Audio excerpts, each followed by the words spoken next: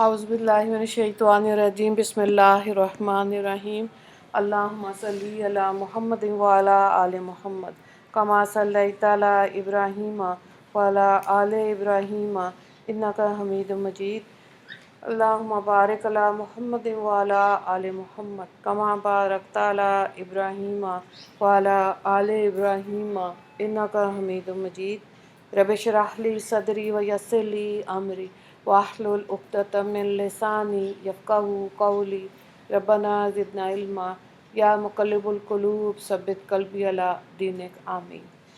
जी, आज हमारा जो मौज़ू है वो है जो इंसान को नज़र लग जाती है और बद्दुआ का असर, इसके बारे में हम देखेंगे। और ये हम सरफराज शाह साहब की किताब से ही इसको देखेंगे। बड़े अच्छे मुख्तसर से इन्होंने मौज़ूआत लेकर उसके ऊपर तफसीली बात की है। तो सबसे पहली बात तो ये है कि आम तौर पे ये होता है कि इंसान की ज़िंदगी में कुछ गैर मामूली चीज़ें होना शुरू हो जाती हैं और अचानक से तब्दीली आना शुरू हो जाती है। इससे अंदाज़ा होता है कि कुछ गड़बड़ है। ठीक है, एक बात तो तय ये है कि जो शख्स अल्लाह को पाबंदी से पुकारता है, कुरान पाक की तलावत बाकायदगी से करता है, नमाज़ पढ़ता है, वो अल्लाह के फ़ज़ल से उन चीज़ों से बच जाता है। होती तो हैं, ज़ाहिर है अल्लाह ने दुनिया में आजमाइश भेजनी है, कभी जादू टोने से, कभी बुरी नज़र से, ये चीज़ें होती हैं। लेकिन जब इंसान दुआओं का एहतमाम कर रहा होता है, कुरान की तलावत कर रहा होता है, बच जाता है। कुरान पाक की तलावत की बड़ी फ़जीलत है। अगर हम सोने से पहले आप सल्लल्लाहु अलैहि वसल्लम के तरीके पर अमल कर लें, ठीक है, तो इन चीज़ों से बच जाएंगे। तरीका क्या था कि हज़रत आयशा रज़ी अल्लाह ताला अन्हा ने फरमाया कि नबी करीम सल्लल्लाहु अलैहि वसल्लम हर रात बिस्तर पर जाने से पहले 3 दफ़ा सूरह इखलास, 3 दफ़ा सूरह फलक और 3 दफ़ा सूरह नास पढ़ के अपने दोनों हाथों पे फूंक मार के अपने दोनों हाथों को फिर पूरे जिस्म पर फेर लेते थे सोने से पहले। ठीक है, और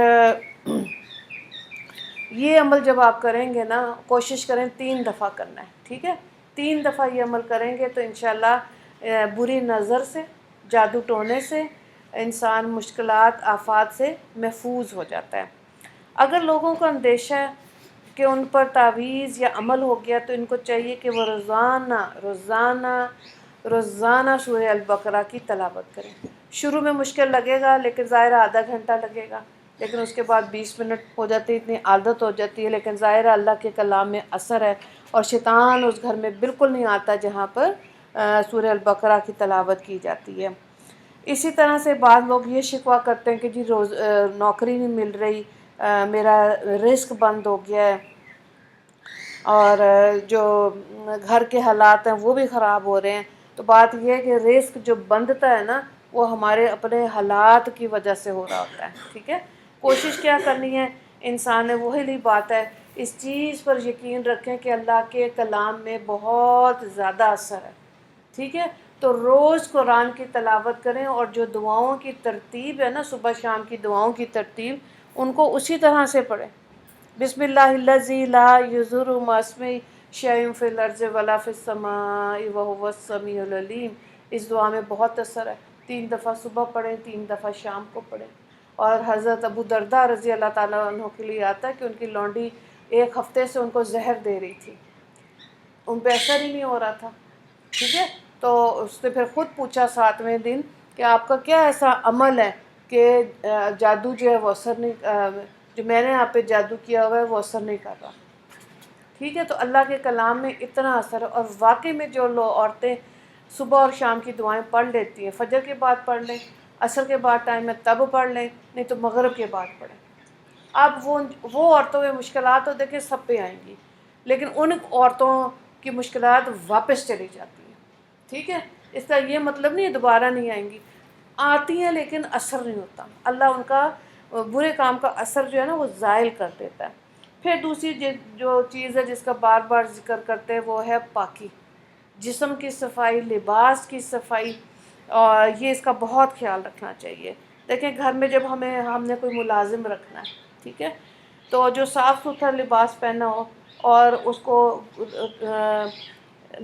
आराम से वो बात भी करे, गुफ्तगू भी करे, और उसको صحیح لہجے میں بات ہمیں بھی اس کے ساتھ کرنی چاہیے، کرخت لہجہ نہیں اپنانا چاہیے، ٹھیک ہے۔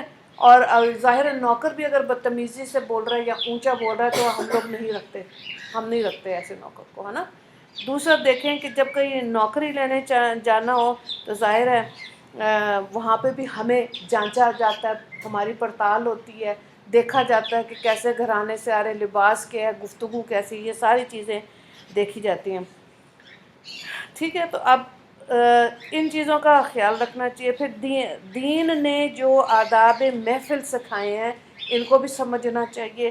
ہم اپنی ناکامیوں کا بوجھ ان توہمات پر نہ ڈالیں، دوسروں پہ کو الزام نہیں دینا چاہیے۔ جو مزاج ہوتا ہے نا، ہمارے اپنی چیزیں رک رہی ہوتی ہیں اور ہم یہ کہتے ہیں دوسرے نے کیا۔ سمجھانے کا مطلب یہ ہے کہ اپنی پریشانیوں کا اظہار اللہ سے خود کریں اور دوسرے کو الزام نہ دیں، اس سے فائدہ کوئی نہیں ہوگا، بدگمانی ذہن میں آئے گی اور انسان غیبت کرتا ہے، اس سے انسان اور زیادہ مشکل میں پھنس جاتا ہے۔ پھر آپ دیکھیں بد دعا کا جو اثر ہے نا، اس کے بارے میں لکھا ہے کہ پہلی بات تو یہ کہ کسی کو بھی بد دعا نہ دیں۔ جیسے کل ایک خاتون سے بات ہوئی، مشکل حالات میں سے وہ بچی نکلی تو کہہ رہی تھی اللہ کرے گا ان لوگوں کو جس خاندان نے تنگ کیا اس کی سزا دے گا، ٹھیک ہے۔ اب ہیں وہ بھی مسلمان، لیکن ہمارا مزاج ایسے ہی، ہم ایسے سوچتے ہیں۔ کسی نے ہم پہ زیادتی کی ہے تو ہم کیا کہتے ہیں ان کو لگ پتہ جائے گا۔ اللہ چاہ رہا ہوتا ہے کہ یہ میری جو مخلوق ہے، کمزور ہے، جو گناہ گار ہیں اور جو سہ رہے ہیں، وہ دوسروں کے لیے بد دعا نہ کریں، ٹھیک ہے۔ وہ اپنی کشٹ کاٹ رہے ہوتے ہیں یا کاٹ لیں گے، لیکن اللہ اس بندے سے جس کے اوپر ظلم ہوتا ہے وہ یہ نہیں چاہتا کہ وہ بندہ دوسرے کے لیے بد دعا کرے، اس کا اپنا درجہ بھی پھر جنت سے کم ہو جائے گا، ٹھیک ہے۔ تو معاف کرنا بہت اعلیٰ درجہ ہے۔ جیسے آپ دیکھتے ہیں نا سورہ رحمان سنتے ہیں تو اس میں اس کی جو ترتیب ہے اس سورت کی، اس میں کیا ہے کہ سب سے پہلے ہم نے معاف کرنا ہے، پھر اللہ کا کلام پڑھنا ہے تو اثر ہوگا۔ اور جو صوفی صاحب یہ بتاتے ہیں کہ جی اگر بہت عورتیں کہتی ہیں نہیں ہمارے پر تو اتنی زیادتی ہوئی ہے ہم تو نہیں معاف کریں گے، تو پھر کہتے ہیں پھر آپ وہ والے وظائف اور اس طرح سے مت پڑھیں۔ دل میں اتنا بغض ہے، نفرت ہے رکھی ہوئی دوسرے کے لیے، تو اب کیا اس کا اثر ملے گا، کیا اس کا فائدہ ملے گا؟ نہیں نا۔ تو اس لیے کوشش کیا کریں، کوشش یہ کرنی ہے واقعی میں اپنا دل صاف کرنے کا، ٹھیک ہے، اور دوسرے کے لیے دعا دیں۔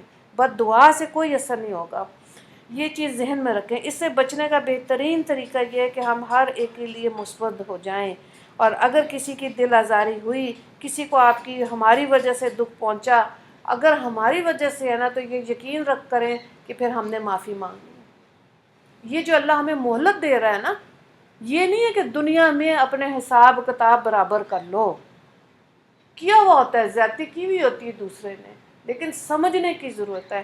اگر یہ ترتیب سمجھ نہیں آئے تو پھر آپ دیکھیں نا کیوں کہتے ہیں علماء کرام کہ سیرت محمدی صلی اللہ علیہ وآلہ وسلم زیادہ پڑھیں، ہے نا۔ ابو جہل نے کتنی دفعہ تنگ کیا، 3000 سے زیادہ دفعہ، پھر بھی آپ صلی اللہ علیہ وآلہ وسلم اس کے دروازے پہ گئے، اس کو تبلیغ، کیونکہ پتہ تھا نا کہ جب جان نکل جاتی ہے تو کیا انسان کی حالت ہوتی ہے، تو اس لیے کیا کرنا ہے، معاف کرنا ہے، ٹھیک ہے۔ ہاں اس کی قسمت میں ہدایت نہیں، وہ ایک علیحدہ بات ہے، ہم اپنا دل بغض سے نہ بھریں، کہنے کا یہ مطلب ہے۔ تو کیا ہوا کہ اس انسان کی بد دعا ہمیں نقصان نہیں پہنچا سکتی، جس کو ہم نے جو تنگ نہیں کیا، پریشان نہیں کیا، تو وہ اگر ہمیں بد دعا دے بھی رہا ہے نا تو ہمیں نہیں پہنچے گی۔ اللہ تعالیٰ یہ کہتے ہیں کہ اس چیز کے بارے میں یقین رکھو کہ دوسرے کی جو بری بات ہے وہ تم تک نہیں پہنچے گی۔ پھر آپ دیکھیں اگلی بات کیا ہے کہ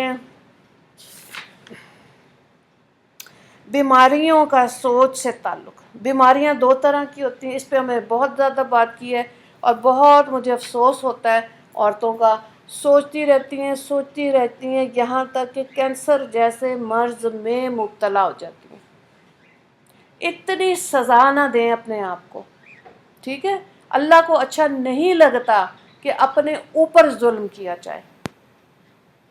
یہ جو مزاج ہے نا، اس نے میرے سے زیادتی کی، اس نے میں یہ کہا ہے، سارا دن بیٹھ کے دکھ کے اندر غم زدہ ہو کے دن گزار دیتی ہیں، اللہ پھر اور مصیبت میں ڈال دیتا، اور مشکل میں چلا جاتا ہے انسان۔ تو یہ ذہنوں کی سوچ کی وجہ سے ہے جو بیماریاں اتنی زیادہ ہو گئی۔ پہلے جب ہم لوگ چھوٹے تھے، آج سے 40 سال پہلے، یہ اللہ مزاج نہیں تھا۔ اب تو آپ دیکھیں تھانہ کچہری ہسپتال کہیں چلے جائیں، رش ہے رش ہے رش ہے۔ اور کئی لوگوں کو تو میں نے ویسے ہی دیکھا، عورتوں کو، کہ ہاسپٹل جانے کا شوق ہے، برانڈڈ ہاسپٹل ہے، برانڈڈ ڈاکٹر ہیں جی، لوگوں میں یہ بتانا کہ جی ہم تو فلانے ہسپتال جا رہے ہیں، فلانے ڈاکٹر کے پاس جا رہے ہیں۔ تو اپنے اندر جھانک کے انسان دیکھ سکتا ہے نا، دل جھوٹ بول سکتا ہے، ضمیر نہیں جھوٹ بولتا۔ تو دیکھیں نا کہ پھر ہم خود کیا اپنے آپ کا تماشا بنا رہے ہیں۔ تو اس لیے کوشش کیا کرنی چاہیے کہ بے اعتدالیوں، غفلتوں سے جو ہمارے جسم کو بیماریاں لگ گئی ہیں، جو ہماری روح کی بیماریاں، حسد، کینہ، بغض، تو مان جائیں کہ ہمارے اندر حسد ہے۔ اللہ سے کہیں میں نہیں چاہتی میرے دل میں حسد و غصہ، اللہ مجھے شفا دے۔ جب خود اٹھیں گے، کچھ کریں گے دنیا، تبھی دنیا میں کچھ کر سکتے ہیں نا، ورنہ تو ہم صرف شکایتیں کرتے ہیں۔ صرف مزاج میں کہ دوسروں کے بارے میں بات ایسے کرنے کے، نہیں جی ہمیں دکھ زیادہ ہو رہا ہے، تو اللہ تعالیٰ کو نہیں ایسے ہے۔ اس طرح کا مزاج تھا تو سب سے زیادہ دکھی تو اللہ نے اپنے پیارے نبی حضرت محمد صلی اللہ علیہ وآلہ وسلم کو رکھا۔ نہ انہوں نے اپنے والد دیکھے، نہ اپنی والدہ کو دیکھا، ٹھیک ہے، تو سب سے زیادہ دکھ تو انہوں نے لیا تاکہ امت کو سہنا آئے۔ اور جو اپنے دکھ تکلیف کو چھپا سکتا ہے، اسی کو اللہ تیرتا ہوا نکال دیتا ہے بیماریوں سے، مشکلات سے، پریشانیوں سے۔ وہ اللہ کے کام میں اتنے مصروف ہوتے ہیں، شکوہ شکایت ہے ہی نہیں زبان پہ۔ ایسے ایسے اللہ والی ہیں جن کے لیے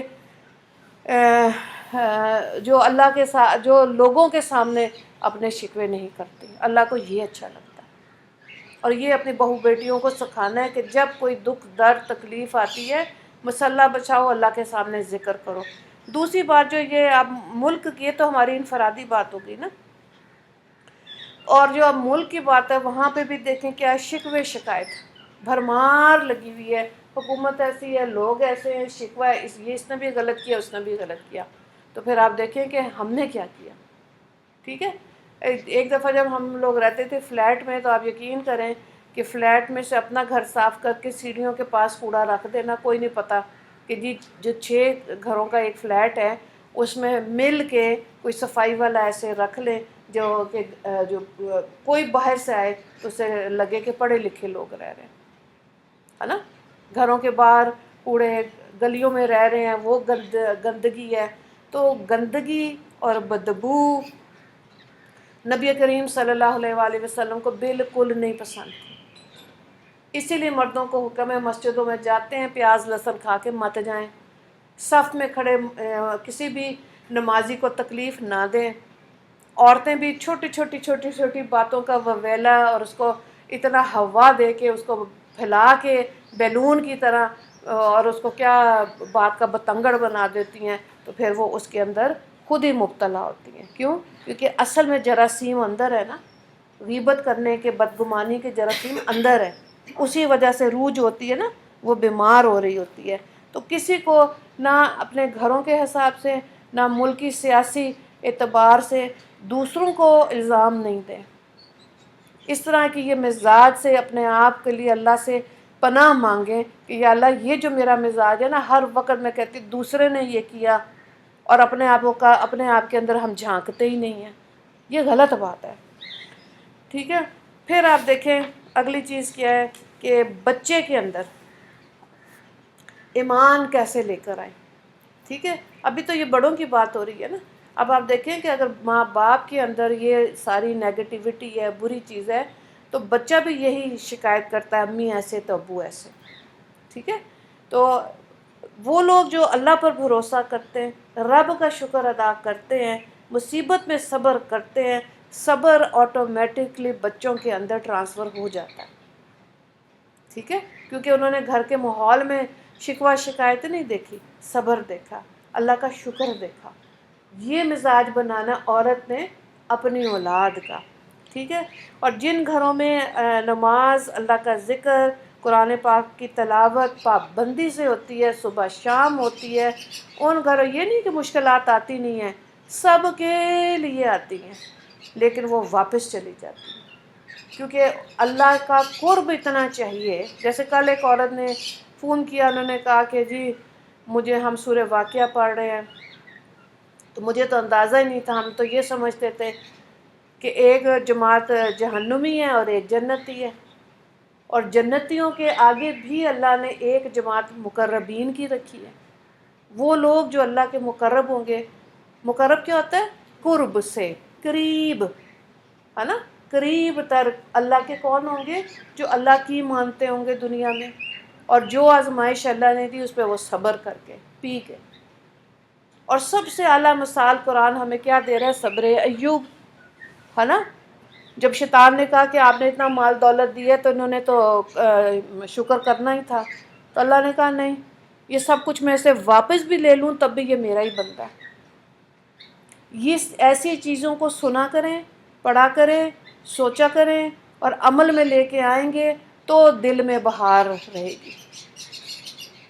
ورنہ جب ہماری روح بیمار ہوتی ہے، بیماریاں ہوتی ہیں اس کے اندر، دل بیمار ہوتا ہے، تو بس پھر جو ڈاکٹر کی جسمانی دوائی ہے وہ ہمارے پہ اثر بالکل نہیں کرتی، ٹھیک ہے۔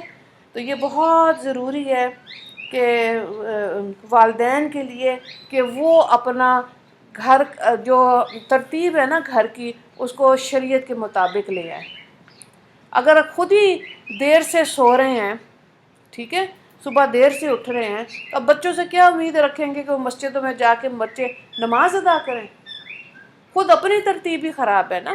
اللہ نے تو ایک وقت دیا ہوا ہے جس کے اندر اللہ کی رحمت اترتی ہے، اور وہ فجر کے بعد کا وقت ہے، فجر اور اس کے بعد کا وقت، ٹھیک ہے۔ اب سارا دن آپ دیکھیں کیسے انسان برکتیں لے سکتا ہے اگر فجر کی نماز ادا نہیں کی، ہے نا، اگر اس وقت کے وظائف ذکر اللہ کا نہیں کیا، تو یہ بہت ضروری ہے۔ اور دوسرا یہ جو شوق ہے نا لوگوں کو، پچھلے جو وقت گزر گیا اس پہ روتے رہنا، ہائے ہائے کرتے رہنا، اور آگے کی اتنی امید رکھنا، اتنا سوچنا کہ جو حال ہوتا ہے نا، جو آج ہوتا ہے نا، وہ بیچارہ جو ہے نا وہ مسکین بن جاتا ہے، دکھوں سے بھرا ہوا بن جاتا ہے۔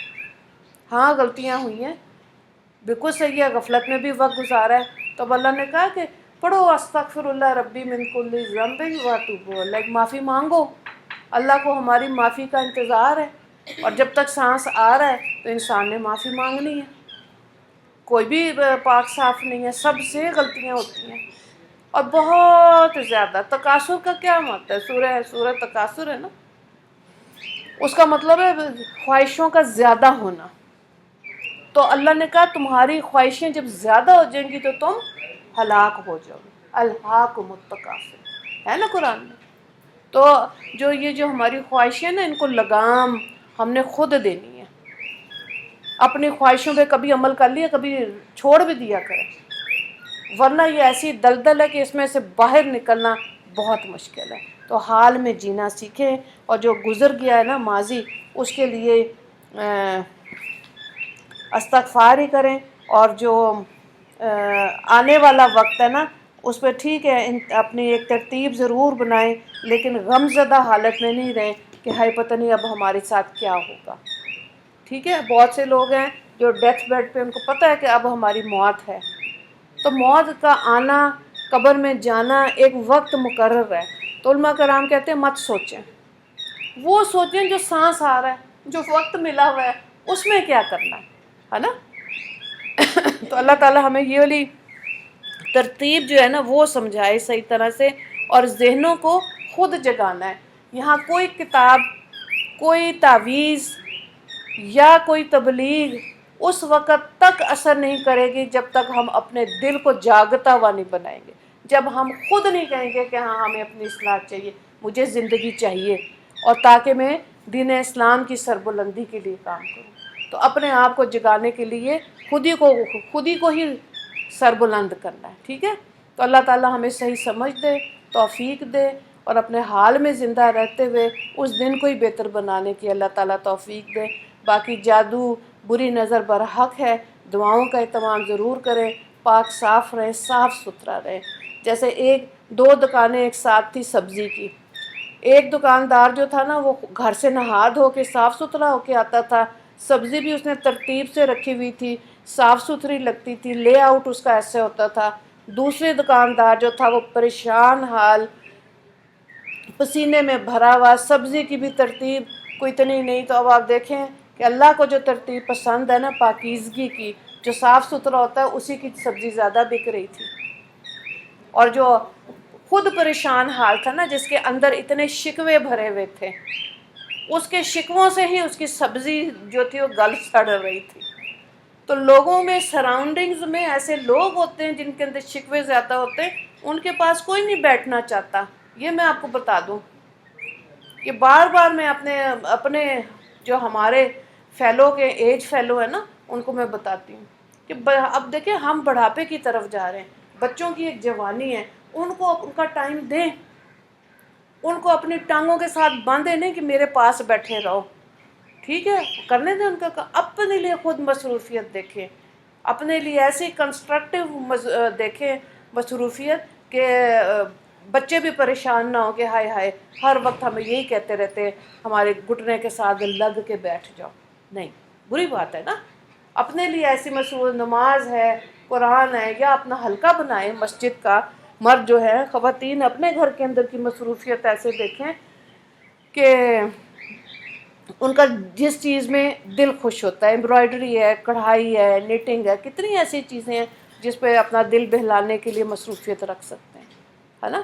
اور ہر وقت یہ نہیں سوچیں کہ کسی نے جادو کیا، کسی نے یہ کیا، ہم نے خود ہی اپنا بیڑا غرق کیا، ٹھیک ہے۔ تو اپنے آپ کو خود دلدل میں سے نکالیں، خود جئیں ہمت والی زندگی، ایسے بن جائیں کہ آپ کو دیکھ کے دو چار عورتیں ہمت پکڑ جائیں کہ اچھا ان کے ساتھ بھی مشکلات پریشانیاں ہیں، لیکن کیا بات ہے کہ اپنی پریشانیوں کا ذکر نہیں کرتی، تذکرہ نہیں کرتی، ڈنڈورا نہیں پیٹتی، ہے نا، اس پہ شور نہیں آتا، ان کی بھی زندگی گزر رہی ہے۔